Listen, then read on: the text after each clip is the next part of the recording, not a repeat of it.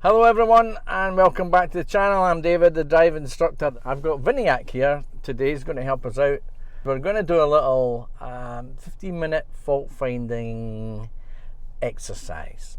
A lot of people could say it's a mini mock test. I have called that in the past, but I think a fault finding exercise, because guys, remember, a real mock test should be the full time. You should be meeting someone you don't know at a test centre, and you should go away from a full 35 to 40 minutes and come back and get the result at the end.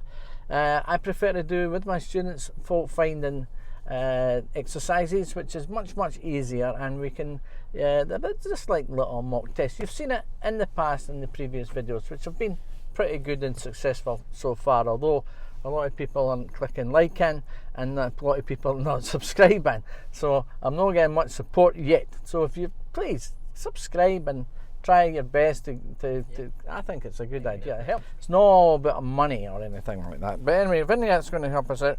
Now Viniac's just going to drive straight ahead. He's going to follow the route ahead. I'm going to take him on a typical route here that happens. We're going to visit some areas which I would class as being maybe test fail black spots, and some roundabouts in this area that are quite challenging even to the most experienced drivers who have never been here before.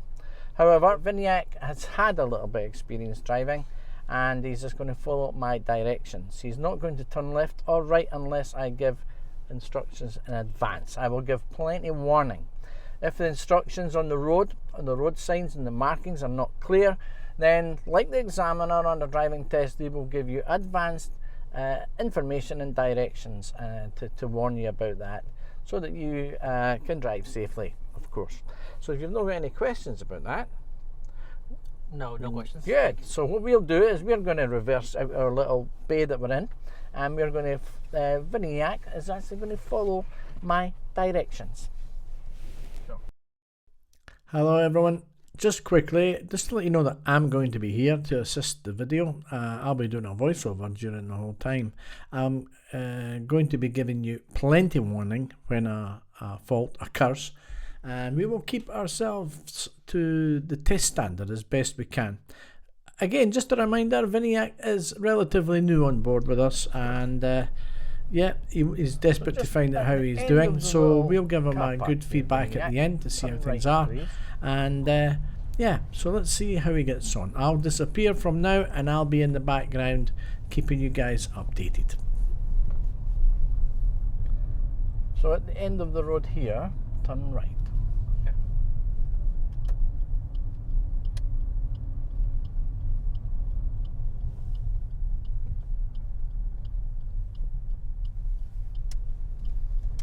And at the end of the road again, please turn right.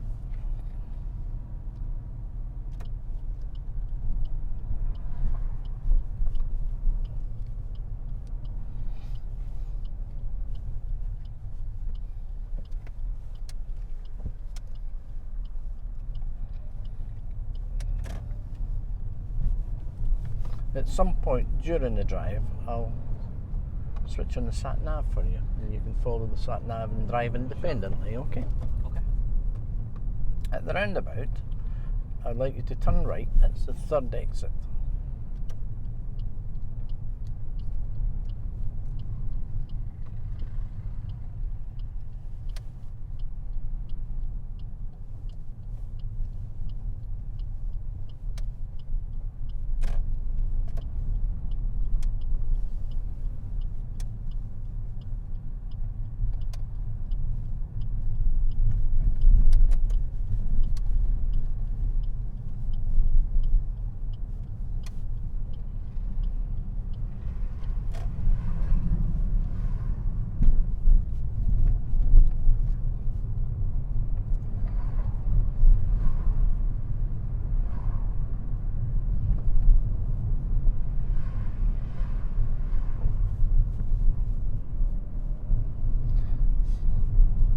So during the drive, Viniac, the examiner sometimes asks a question.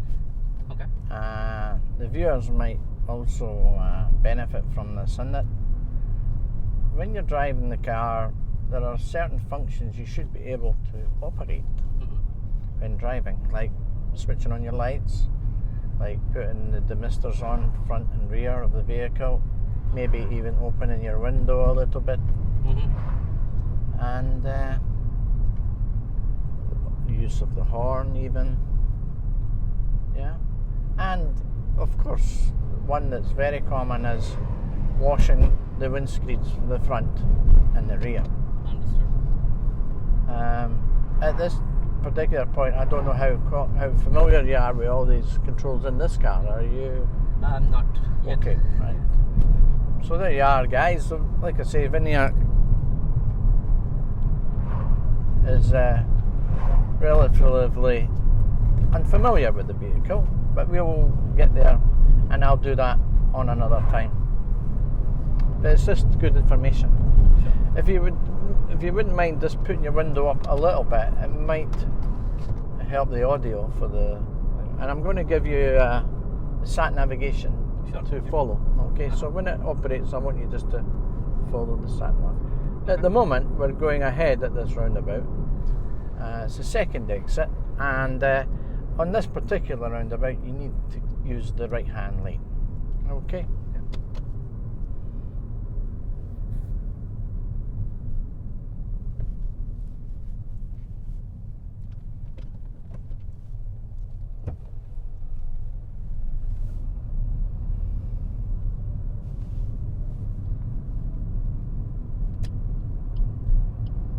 Please turn left.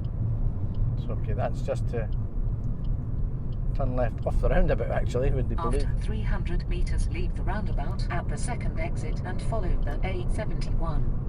Okay, so I'll just get you to follow the sat navigation. Okay, sure.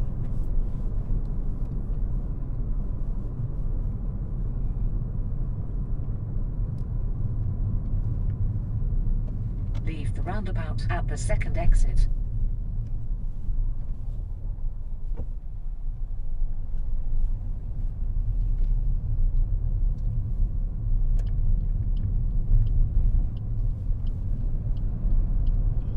After 300 metres, leave the roundabout at the third exit and follow the A71. So at this point, guys, Viniac's done really well. He's used his mirrors extremely well. He knows the lanes to take. He has a wee bit idea of the route, and his mirrors and signalling has been excellent. However, let's watch what happens after we exit from the roundabout here at Hermiston.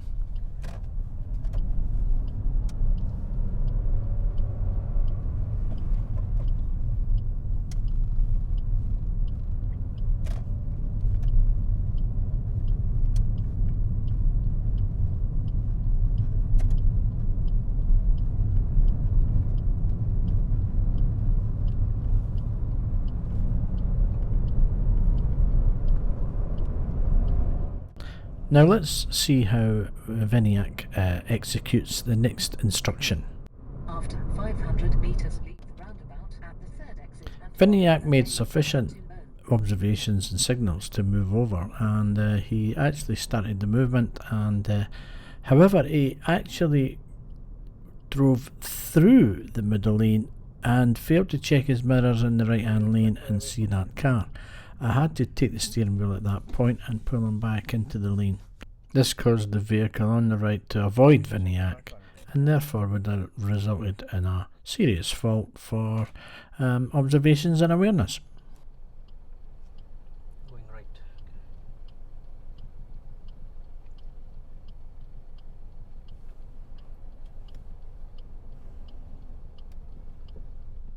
So here we have another serious fault where Viniac fails to keep correctly in his lane and causes the red Ford van behind us to hold back a bit, because Viniac was slightly going over, and you can see the van there that's holding back there, and I had to slightly pull Viniac into the lane correctly. Again, would have resulted in another serious fault because another vehicle had to avoid us.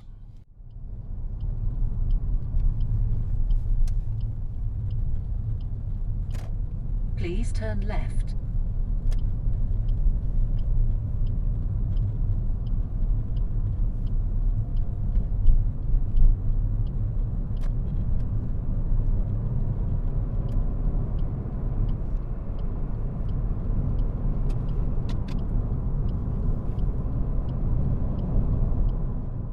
I think it has to be said though that Viniac did make sufficient observations and early signals and emerged into the bypass very well. So let's fast forward a little bit up to another interesting little point.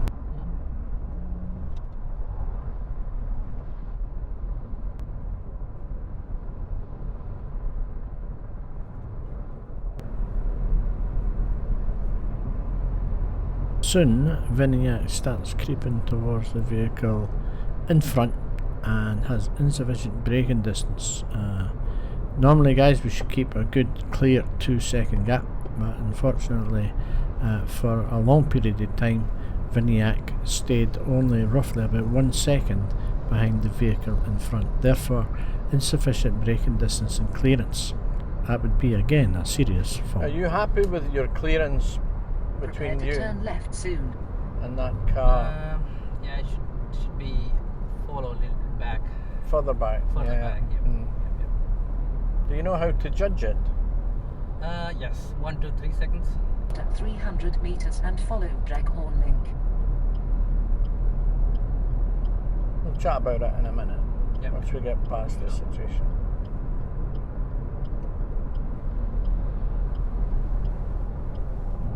Please turn next left, then take the next left turn. Left turn.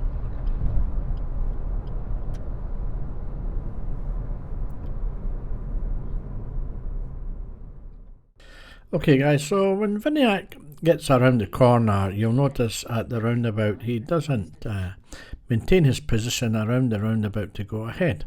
He stays on the right and what we call straightens out the roundabout. He drives in a straight line right through the inside lane and back to the left lane. He should have gone around the roundabout correctly. A minor fault for the lane discipline. At the roundabout, it's the second exit. Alright.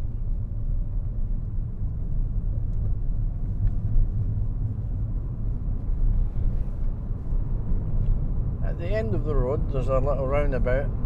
I'd like you to turn left there. And the next fault was a serious fault for speeding 37 miles an hour on a 30 miles an hour stretch. Go down a little bit, we did it up to 37 mile an hour on a 30. And finally, failed to make insufficient observations to the right. A vehicle was actually coming around the roundabout and really didn't know if Viniac was actually aware he was making a left turn at a roundabout.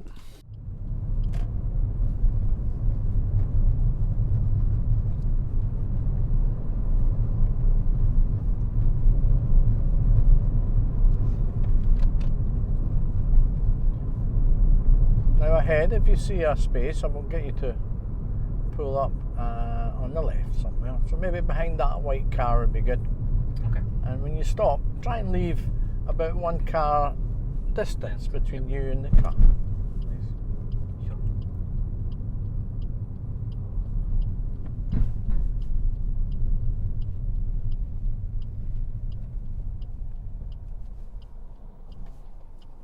Okay, I'm ready. Keep the engine on the run. Don't switch off the engine. Yep. Just take your feet off the pedals. Okay, so that's at the end of that little. I'm just wondering what the vehicle behind us is doing, but that's somebody that's probably not paying attention a lot and got stuck behind you, you know. Anyway, guys, and that's the end of that little session. I don't know what you think, but let's find out what Viniac thinks. How do you feel that that went on that journey? Now that was about say 12 minutes, 50, Yeah. 15 minutes. Yeah. How do you think you got on with that?